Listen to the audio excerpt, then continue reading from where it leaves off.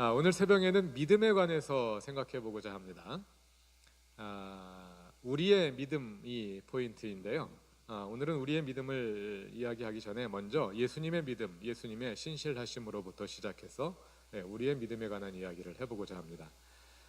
로마서 전체의 주제가 1장 16절과 17절에 담겨 있습니다. 이 내용을 다시 풀어서 요약해 보자면, 구원의 능력인 복음 안에서 하나님의 의가 유대인과 이방인을 포함하는 모든 믿는 자에게 믿음으로부터 믿음으로 계시된다.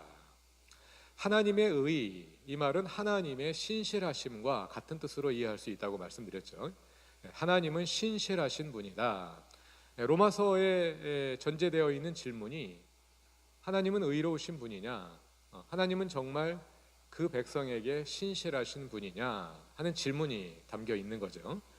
그 질문에 대해서 하나님께서 당신의 신실하심을 계시하신다.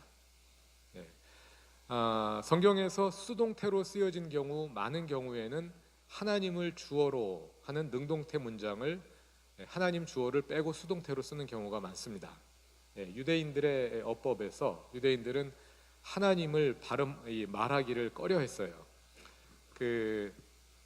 십계명의 제 3계명인가요? 하나님의 이름을 함부로 읽었지만 그렇습니까? 갑자기 헷갈립니다. 아침에 잠이 덜 깬 것 같아요.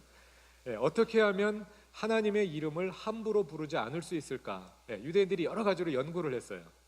여러 가지 연구를 한 결과 어떻게 하면 하나님의 이름을 함부로 부르지 않을까? 그런 것들을 하기 위해서 이제 그 유대인들이 개발해낸 방법이 하나님의 이름에 울타리를 치는 방법이에요. 이게 뭐냐면, 어떻게 하면 안 부를 수 있을까? 함부로 부르지 않을 수 있을까? 하나님의 이름을 아예 안 불러버리면 되는 거지. 아예 안 부르면 함부로 안 부르게 될 거 아니에요. 그래서 안 부르고 하나님을 표현할 수 있는 방법을 생각해낸 거예요. 그 가운데 하나가 하나님을 주어로 하는 능동태 문장을 하나님을 빼고 수동태로 말하는 거예요.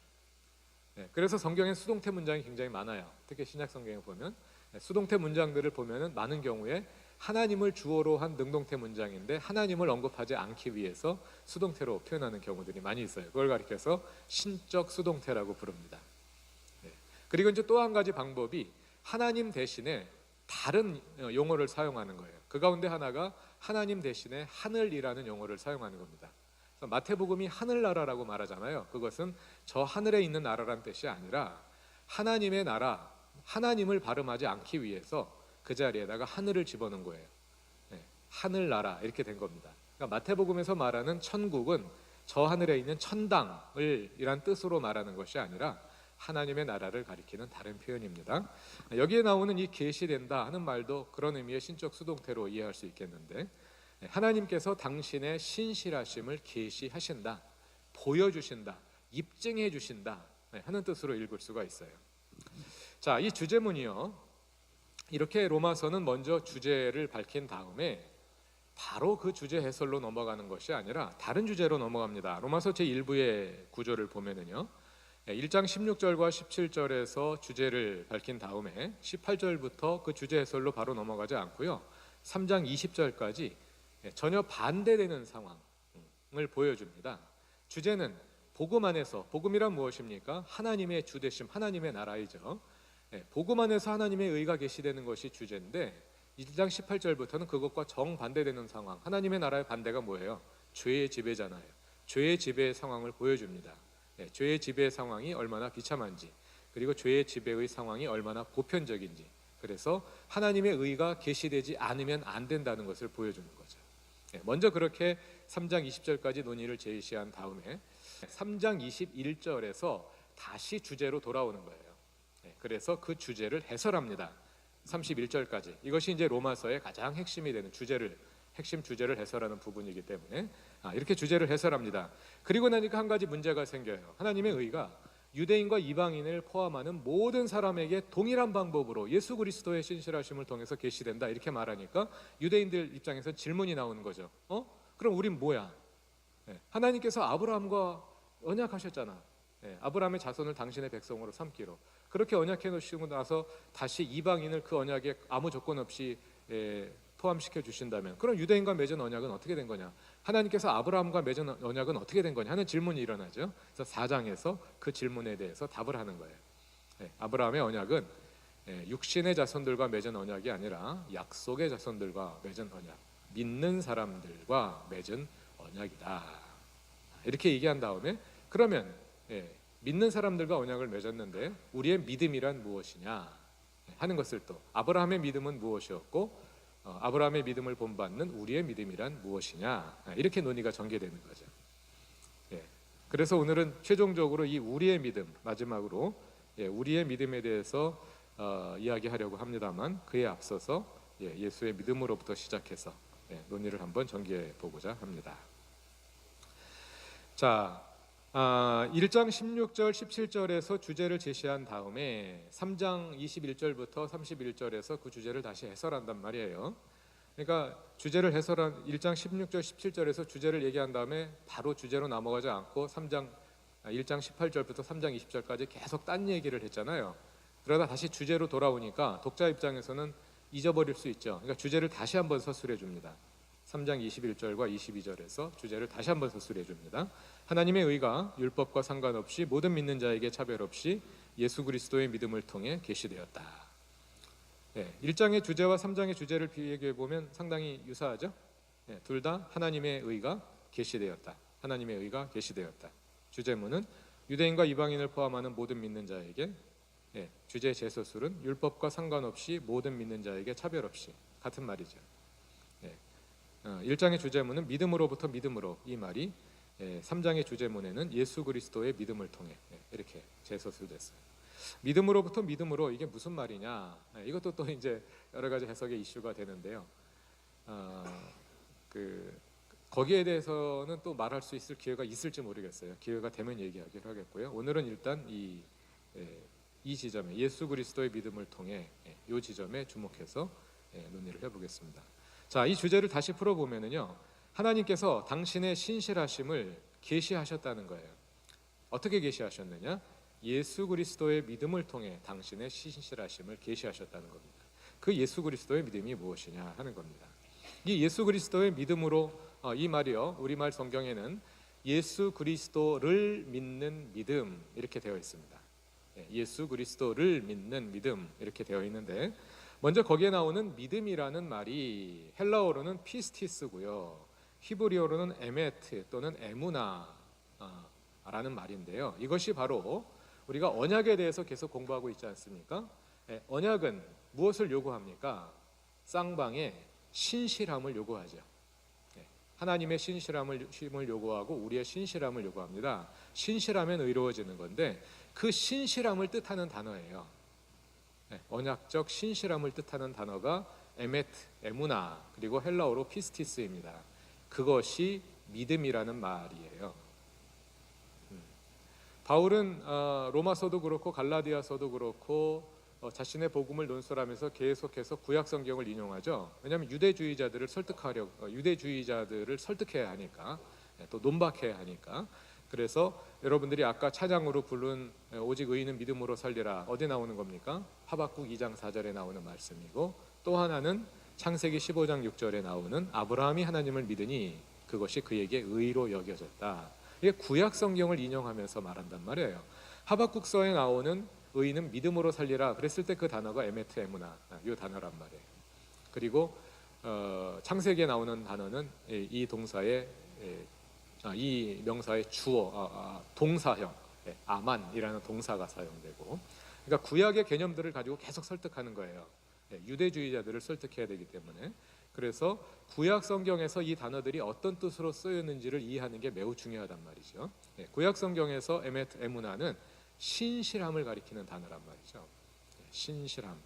그러면 예수 그리스도의 신실하심이라는 말은 무슨 뜻이냐? 우리말 번역에는 예수 그리스도를 믿는 믿음이라고 번역되어 있지만 헬라어 원문에는 피스티스 예수 그리스도, 예수 그리스도의 피스티스, 예수 그리스도의 믿음, 예수 그리스도의 신실하심, 이렇게 되어 있습니다. 이게 무슨 뜻일까? 우리는 그동안 십자가 속죄의 복음을 기반으로 로마서를 이해해왔단 말이죠. 갈라디아서도 마찬가지고, 십자가 속죄의 복음을 믿는 것이 믿음이니까 예수 그리스도의 믿음 그러면 예수 그리스도를 믿는 믿음이구나 이렇게 이해한 거죠. 그렇게 이해될 수 있죠. 예수 그리스도의라는 헬라어의 속격, 소유격, 영어로 말하자면 이 속격이 주어적인 용법으로 이해되는, 목적적인 용법으로 이해되는 거예요. 예수 그리스도를 믿는 믿음으로 이해된 거죠. 그러나 이 단어가 언약적 신실함을 가리키는 단어라는 것을 이해하고 본다면 예수 그리스도의 믿음, 예수 그리스도의 신실하심, 그건 예수 그리스도가, 속격을 주어로 이해할 수 있는 거죠. 예수 그리스도가 보여주신 신실하심, 예수 그리스도가 가지신 신실하심으로 이해할 수 있잖아요. 그렇게 이해하면 어떻게 되겠습니까? 예수 그리스도의 신실하심, 이게 뭘 의미할까? 로마서 3장 25절, 어제 읽었던 말씀이죠. 원문을 직역하면 그의 피 안에 있는 신실하심, 이런 말이거든요. 예수님의 신실하심이 무엇으로 표현됐다는 거예요? 그의 피, 십자가 죽음으로 드러났다는 거죠. 빌립보서 2장 8절에서 사람이 되셨고 죽기까지 순종하셨다. 죽기까지 하나님의 주 되심에 순종하셨던, 하나님의 주 되심에 순종하는 것이 바로 신실함이잖아요. 예수의 신실하심. 인류를 향한 하나님의 구원 계획에 죽기까지 순종하셨던 그 신실하심, 그런 뜻으로 이해가 되는 거죠.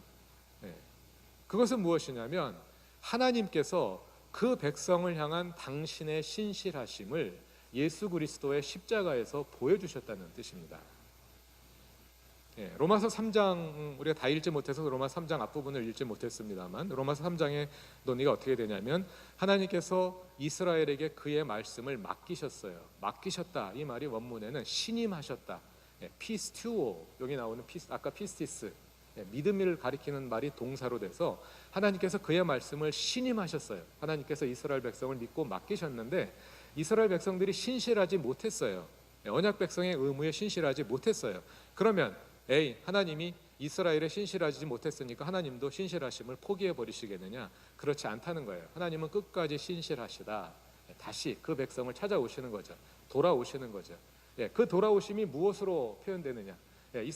당신의 백성을 기억하시고 다시 돌아오시는 그 하나님의 신실하심이 예수 그리스도의 십자가를 통해 표현되는 거예요. 어제 언약의 역사 1번, 하나님과 우리는 언약 맺은 관계다. 2번, 우리가 하나님을 버리고 죄의 지배를 선택했다. 그런 하나님께서, 그래서 하나님 떠나셨지만 하나님께서 그 백성을 기억하시고 다시 돌아오신다. 이 다시 돌아오시는 이 사건이 바로 십자가잖아요. 그게 바로 하나님의 신실하심을 보여주는 사건이죠. 예수 그리스도의 신실하심이라는 말은 예수 그리스도의 십자가를 통해 보여주신 하나님의 신실하심이란 뜻이 되는 거죠. 자, 다시 출애굽 언약의 맥락으로 돌아가 봅시다. 출애굽 언약은 하나님께서 먼저 이스라엘 백성을 이집트로부터 구원해 내시는 구원 사건으로부터 시작하죠. 그걸 통해서 하나님께서 당신의 신실하심을 보여주신 거예요. 그의 백성을 향한. 그 당신의 신실하심을 보여준 것은 그 자체가 이스라엘 백성을 향한 언약 제안이 되는 겁니다. 내가 내 할 일 다 했으니까 나는 너희와 계약을, 언약을 맺기 원한다. 너희가 내 백성이 되기를 원한다. 너희도 내 백성이 되겠느냐? 하고 하나님께서 언약 제안을 하시는 거죠. 그 제안을 받아들이는 것이 하나님을 믿는 거란 말이에요. 마찬가지예요. 하나님께서 다시 예수 그리스도의 십자가를 통하여서 당신의 신실하심을 우리에게 보여주시면서 우리에게 다시 언약 제안을 하시는 거예요. 나와 언약을 맺자. 그 언약 제안을 받아들이는 게 뭐예요? 그게 바로 예수를 믿는 거지. 이런 구조가 이 안에 있는 겁니다. 하나님의 신실하심이 예수 그리스도의 십자가를 통해 계시된 겁니다. 그렇게 읽을 수 있는 것을 뒷받침해 주는 구절들이 있어요. 로마서 4장까지 누가 언약 백성이냐 하면서 이제 이신칭의를 이야기한 다음에 로마서 5장으로 넘어가면 그러므로 우리가 믿음으로 의롭다 하심을 받았으니 이제 더욱 그로 말미암아 평화를 누린다 또는 누리자 하면서 논의가 계속 진행되어 나가는데요. 이 과정에서 이신칭의가 패러프레이즈 됩니다. 부연서술 되는데요. 먼저 믿음으로 의롭다 하심을 받았다 이렇게 말하고요. 9절로 가면 우리가 그의 피로 말미암아 의롭다 하심을 받았으니 더욱 그로 말미암아 구원을 받을 것이다. 이렇게 말하고요. 또 10절에서도 그 아들의 죽으심으로 말미암아 하나님과 화목하게 되었으니 더욱 그로 말미암아 구원을 받을 것이다. 이렇게 이신칭의를 패러프레이즈 하는데 거기에서 대칭이 되는 어구들을 보면 1절에서는 믿음으로 의롭게 되었다. 9절에서는 그의 피로 말미암아 의롭다 하심을 받았다. 10절에서는 그의 아들의 죽으심으로 말미암아 하나님과 화목하게 되었다. 의롭다 하심을 받았다. 의롭게 되었다는 것은 하나님과 원만한 관계가 회복되었다는 거죠. 그것이 하나님과 화목된 거죠. 의롭게 된 것은 하나님과 화목되었다는 말과 같은 말이에요. 관계적 개념이잖아요. 그럼 그 앞에 무엇으로? 믿음으로. 그 믿음이 뭐냐? 그의 피, 그의 죽음. 예수 그리스도의 십자가가 바로 믿음인 거예요.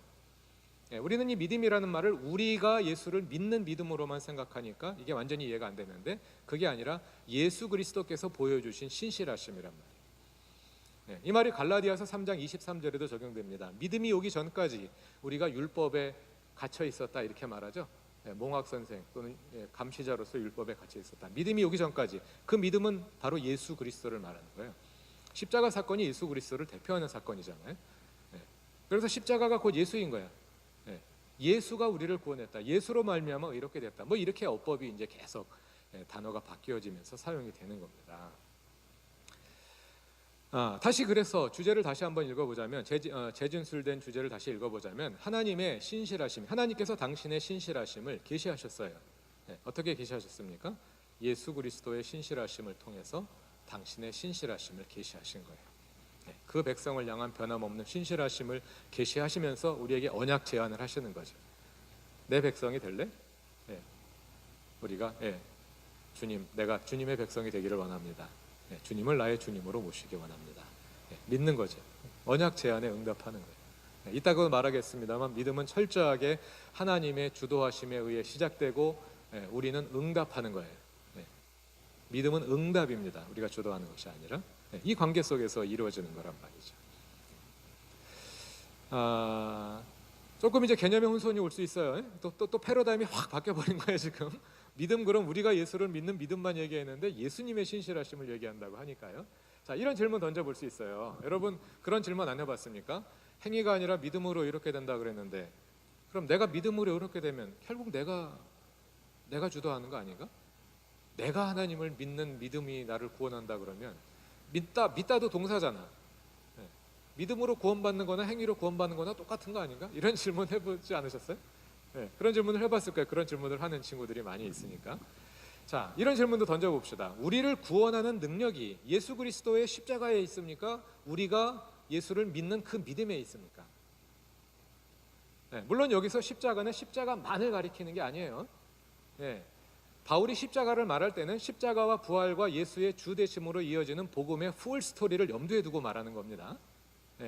십자가에서 예수님이 십자가에서 우리를 죄의 지배로부터 구원하셨잖아요. 예수님이 죽은 것으로 구원이 끝나지 않죠. 죽고 죽음의 세력을 이기고 다시 살아나셔서 우리의 주님이 되셨으니까 우리를 죄의 지배로부터 구원하시는 거죠. 십자가를 말할 때는 십자가만 말하는 게 아니라 십자가와 부활과 예수의 주 되심으로 이루어지는 복음의 풀 스토리를 다 염두에 두고 그것을 대표하는 사건으로 십자가를 말하는 거예요. 그 십자가, 복음을 대표하는 사건으로서 그 십자가의 능력이 있습니까? 우리가 예수를 믿는, 그것을 받아들이는 믿음의 능력이 있습니까? 그 십자가의 능력이 있죠. 그럼 우리의 믿음은 뭐겠어요? 그 능력의 통로인 거죠. 물론 우리의 믿음이 없으면 안 돼요. 이렇게 얘기하면 어떤 분은 그런 보편구원론으로 나가는 거 아닙니까? 천만에 믿어야지 우리 것이 되니까, 언약 제안을 받아들여야지 우리가 하나님과 관계가 수립되는 거지. 그냥 하나님이 일방적으로 구원했는데 나 안 할래요? 그럼 끝나는 거죠. 우리가 받아들여야 된단 말이에요. 그 받아들임은 하나님의 언약, 구원의 능력이, 복음은 하나님, 우리를 구원한 하나님의 능력이잖아요. 그 능력이 우리에게 들어오는 통로가 되는 거죠. 자, 그래서 우리의 믿음을 이렇게 정의해 볼 수가 있겠어요. 우리의 믿음이란 하나님의 언약 제안. 하나님의 언약 제안이 뭐예요? 내가 너희의 주님이 되기를 원한다. 너희가 내 백성이 되어줬으면 좋겠다 하는 하나님의 언약 제안, 하나님의 주 되심의 제안을 받아들이는 것, 영접하는 거죠. 예수 그리스도를 영접하는 것, 이것이 믿음이고, 거기서 끝나지 않죠. 그 언약에 머물러야 된단 말이에요. 계속해서. 다시 떠나가 버리면 어떻게 되냐? 그거 이따 결단 예배 때 다룰 거예요. 나가면 나가는 거예요. 나갈 수도 있는 거예요. 나갈 수도 있고 머물 수도 있는 거예요. 머물러야 된단 말이에요. 계속 머무는 거, 그게 바로 신실함인 거죠. 하나님의 주 되심 안에 머무는 것, 그것이 우리의 믿음입니다. 받아들이고 머무는 것, 그 믿음이 우리를 구원하는 복음의 능력의 통로가 되는 겁니다. 이것이 로마서가 말하는 것입니다. 그 믿음에 관해서, 그 우리의 믿음에 관해서 조금 더 생각해 보겠습니다. 찰스 탈버트의 로마서 주석을 소개해 드렸죠. 저는 이분에게 전혀 관심이 없다가요, 우연히 이 믿음에 관한 칠명제를 알게 됐어요. 이분의 책을 처음 본 게 아니라 그 리차드 롱게네커라고 1200페이지짜리 로마서 긴 주석을 쓰신 분이 있다 그랬죠. 이제 로마서 연구가 어떻게 진행되는지 보기 위해서 그 책을 이제 꼼꼼히 읽어 나가고 있는데, 저희 교회에서 설교를 하면서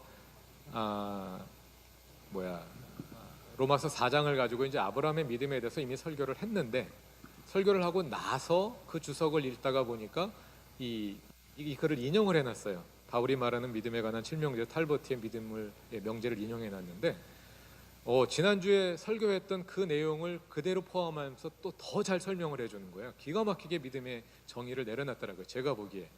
그래서 이제 관심을 가지고 이분의 주석을 읽기 시작했는데, 너무 생각이 비슷하다는 걸 알게 됐어요. 굉장히 많이 설교에 도움을 얻고 있는데요. 바울이 말하는 믿음이란 이런 것이다 하고 7가지 명제로 제시합니다. 먼저, 믿음이 구원하는 것이 아니다. 그럼 뭐야? 여기서 말하는 믿음은 우리의 믿음을 말하는 겁니다. 이 7가지 명제 전부 다 우리의 믿음에 관한 7가지 명제예요.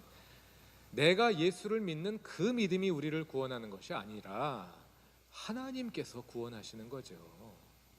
우리가 예수를 믿는 것은 그 구원을 나의 구원으로 받아들이는 거죠. 그렇죠? 믿음이 구원하는 것이 아니라 하나님께서 구원하신다. 이분이 침례교 신학자고 아주 보수적인 신학자잖아요. 그분이 1번 명제에서 이렇게 딱 말하는 거 너무 놀랐어요. 이거 하나님 나라의 복음인데? 믿음은 구원의 통로일 뿐이다. 두 번째, 믿음은 업적이 아니다. 이건 아주 전통적인 개신교의 교리이죠. 믿음이란 우리가 하나님을 믿으니까, 하나님이 보시니까 너무 기특해. 이 녀석 잘 믿네, 내가 너를 구원할게, 이게 아니라는 거죠. 우리의 믿음이 어떤 효과를 일으켜서 또는 믿음이 업적이 되어서 우리를 구원에 이르게 하는 것이 아니라는 거예요. 구원은 하나님께서 전적으로 주도하시는 겁니다. 하나님께서 먼저 이스라엘 백성을 출애굽시키시는 거예요. 하나님께서 먼저 인간이 되어 이 땅에 오셔서 예수 그리스도를 보내셔서 십자가에 죽으시는 거예요. 우리가 믿건 말건 하나님이 먼저 구원 사건을 이루시는 거예요. 믿음은 그 구원 사건에 대한 응답인 거죠. 그 믿음이 무엇을 만들어내는 것이 아니에요. 이미 다 만들어져 있는 구원을 받아들이는 것뿐이라는 거죠. 믿음은 응답이다, 업적이 아니다. 세 번째로, 믿음의 대상은 교리가 아니라 하나님 예수님의 인격이다. 또 놀랐어요. 어떻게 이런 이야기를 하지?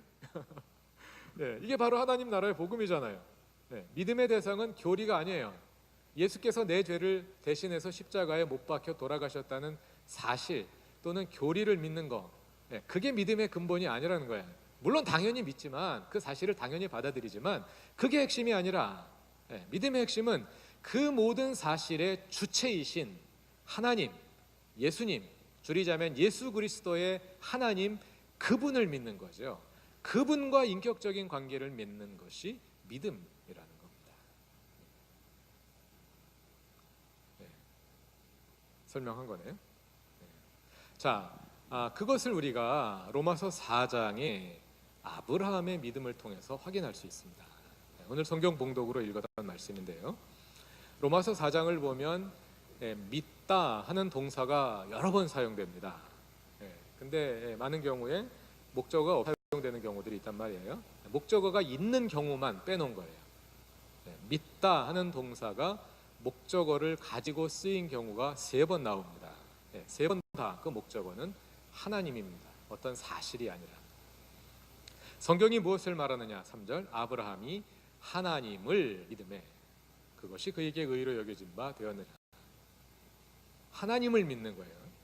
5절, 이를 아니할지라도 경건하지 아니한 자를 의롭다 하시는 이를, 하나님을 믿는 거예요. 17절, 기록된 바 내가 너를 많은 민족의 조상으로 세웠다 하심과 같으니 그가 믿은 바 하나님은, 하나님을 믿는 거예요. 믿음은 어떤 사실에 동의하는 것이 아니라 그 사실의 주체이신, 당연히 그 사실은 포함되는 거죠. 그 사실의 주체이신 하나님을 믿는 것이다. 하나님의 주되심을 믿는 것이 믿음이라고 했을 때 그것은 하나님이 주님이시라는 사실을 믿는 데서 그치는 것이 아니라 하나님 그분을 나의 주님이 되시게 하는 거죠. 그것이 하나님을 믿는 것이다. 또 로마서 4장 20 같은 본문 이어지는 오늘 본문의 마지막 절은 이렇게 말합니다. 앞에는 아브라함의 믿음이고요. 그 아브라함의 믿음을 본받는 우리의 믿음은 어떤 것이냐?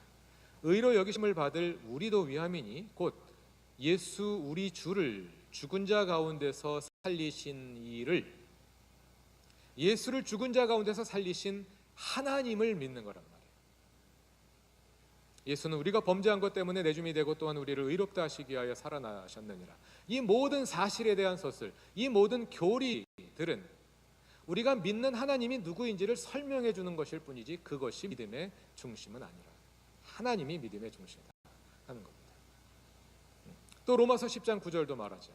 만일 내가 내 입으로 예수를 주로 시인하며 또 하나님께서 그를 죽은 자 가운데서 살리신 것을 내 마음에 믿으면 구원을 받으리라.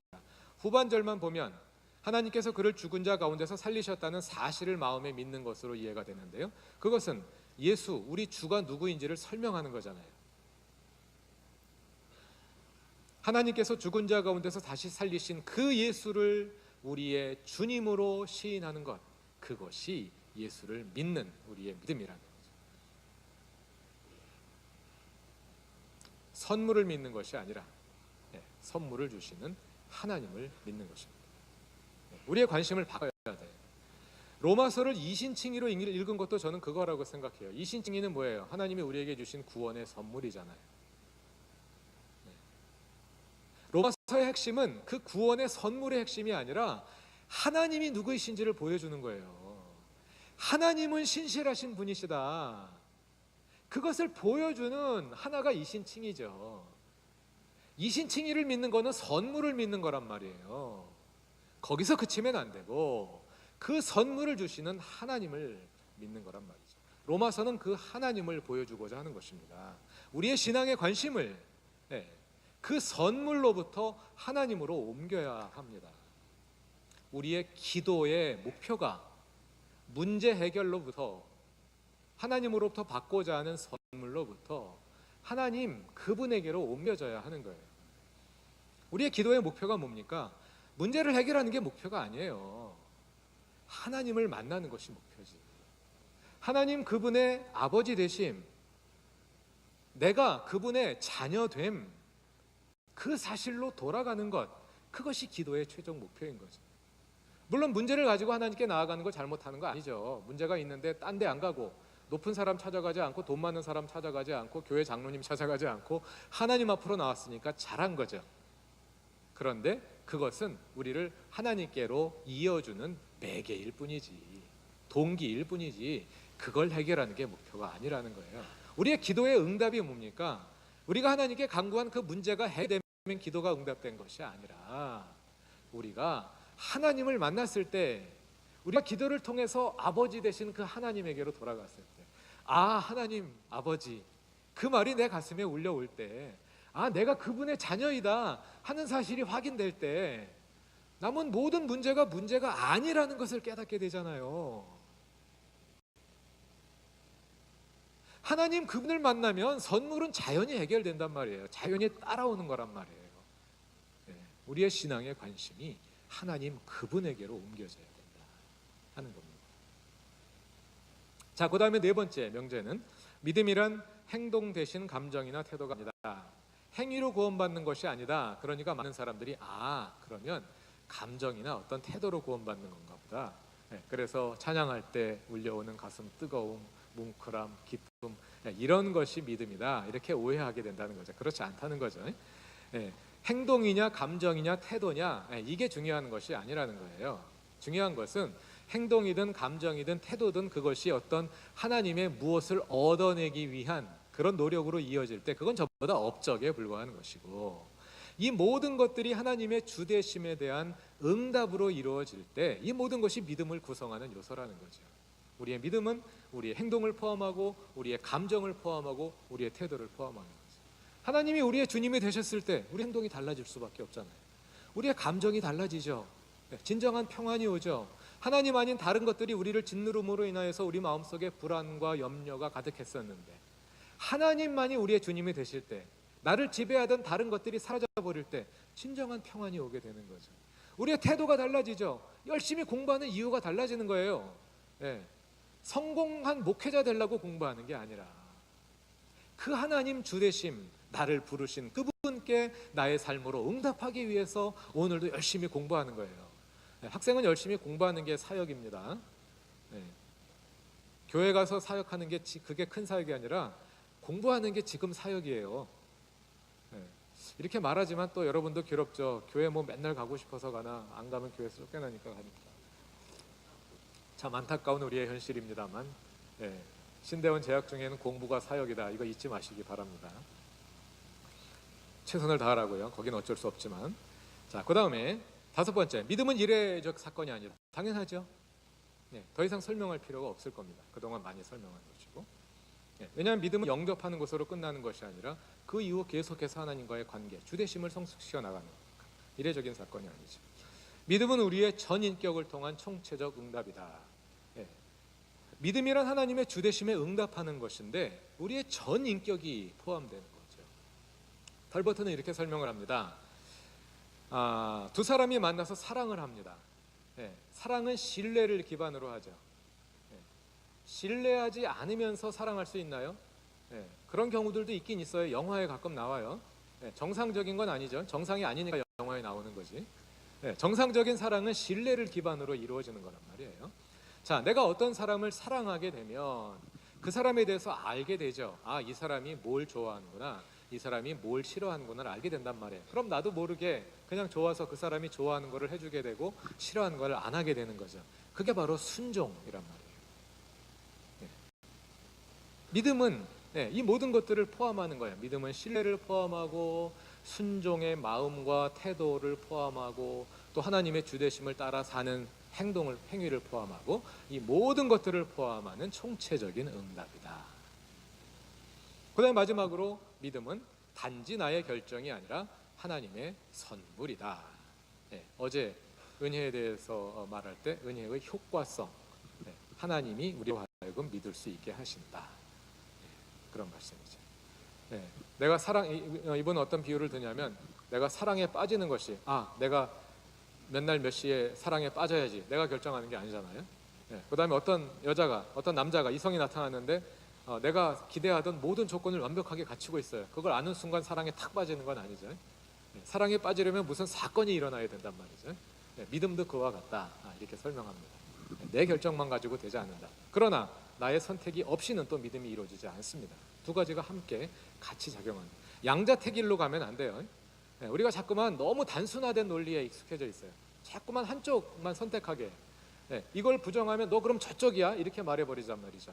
아니에요. 한쪽은 저쪽에 있고 한쪽은 저쪽에 있고 우리 대부분은 가운데 있는 거예요. 양자택일로 가면 안 돼요. 흑백 논리로 가면 안 돼요. 양쪽이 다, 성경이 양쪽을 다 말하니까. 자, 이것이 이제 믿음의 7가지 정의입니다. 다시 한번 우리 한번 같이 읽어봅시다. 첫 번째, 믿음이란 1. 믿음이 구원하는 것이 아니라 하나님께서 구원하신다. 2. 3. 4. 5. 6. 7. 신기한 거는 이분이 십자가 속죄의 복음을 믿는 분이라는 거죠. 이건 하나님 나라의 복음인데, 십자가 속죄의 복음은 이 믿음의 일부에 불과해요. 오해하지 마세요. 십자가 속죄 복음이 아니라고 말하는 게 아니에요. 십자가 속죄 복음이라면 복음은 이 믿음의 일부에 불과하단 말이에요. 믿음은 온 삶으로 바쳐야 되고 지속적으로 해야 되는 것이고 단지 교리를 받아들이는 것이 아니라 하나님과 인격적인 관계를 맺는 거. 이게 하나님 나라의 복음인데. 근데 이분은 로마서 주석에서 하나님 나라 복음 얘기 안 하시더라고. 그래서 나중에 만나면 꼭 얘기를 해보려고 그래요. 제가 보기에 선생님의 로마서 주석은 하나님 나라 복음으로 딱 프레임 짜야지 이게 완벽하게 될 것 같다, 이런 제안을 하려고 그래요. 만날 수 있을지 모르겠어요. 연세가 많으신 분이라서. 자, 이렇게 정리를 했습니다. 마지막으로 이 모든 것을 요약해서 다시 정리해 보겠습니다. 믿음이란, 신실하심이란 예수 그리스도의 하나님을 주님으로 받아들이고 먼저 우리를 구원하신 믿음의 선행성이죠. 자격이 없는 우리에게 그 은혜를 베푸신 믿음의 비상응성이죠. 한량 없는 은혜를 베푸신 믿음의 풍성성이죠. 그 예수 그리스도의 하나님을 우리의 주님으로 받아들이고 전인격적으로 그리고 우리 삶의 모든 시간과 영역에서 그 주 되심이 이루어지도록 우리를 하나님께 내어드리는 것이다. 하나님 나라를 이야기하는 많은 분들이 하나님 나라를 세워간다, 이렇게, 또는 하나님의 나라를 확장해 간다, 하나님의 나라를 만들어 간다, 이런 표현을 쓰기 때문에 마치 우리가 무엇을 하는 것과 같은 그런 착각을 일으키기 쉬운데, 하나님의 나라는 우리가 하는 것이 아닙니다. 하나님 나라니까. 하나님 나라는 하나님 나라란 말이에요. 하나님 나라가 이루어진다는 것은 나를 끊임없이 주님께 내어 드리는 거죠. 내가 하는 것이 아니라 하나님께서 하시도록 내어 드리는 것입니다. 이것이 믿음입니다. 여러분들은 어떻게 생각하십니까? 믿음에 대한 훌륭한 정의라고 생각하십니까? 문제가 있다고 생각하십니까? 설교니까 아멘으로 뭐 받기를 기대합니다만 꼭 그러지 않으셔도 됩니다. 이번 그 사경의 설교의 특징은 아멘으로 다 받기 어려운 내용들이 많잖아요. 계속해서 고민해 나가면서 우리의 신학이 발전되고 또 그것이 우리의 믿음을 풍성하게 하는 그런 계기들이 되었으면 좋겠습니다. 다 같이 기도합시다. 하나님,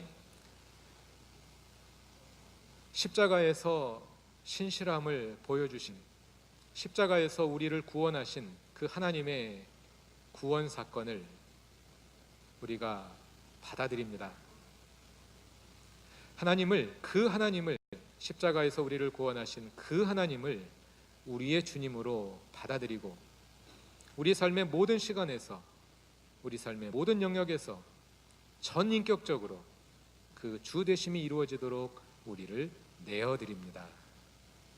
우리에게 믿음이 더욱 성숙하게 하옵소서. 우리의 모든 사역을 준비함과 또 우리의 모든 사역함이, 그리고 우리의 평생의 삶이 그 하나님의 주 되심의 실현이 되어갈 수 있도록 인도하여 주옵소서. 예수님의 이름으로 기도드립니다. 아멘. 우리 주 예수 그리스도의 은혜와 하나님의 사랑과 성령의 사귐이 우리의 주 되신 하나님을 우리의 주님으로 모시며 평생 그 주 되심을 이루며 살아가기 원하는 주님 사랑하시는 당신의 모든 가족들 위해 영원히 함께 하옵시기를 간절히 축원하옵나이다. 아멘.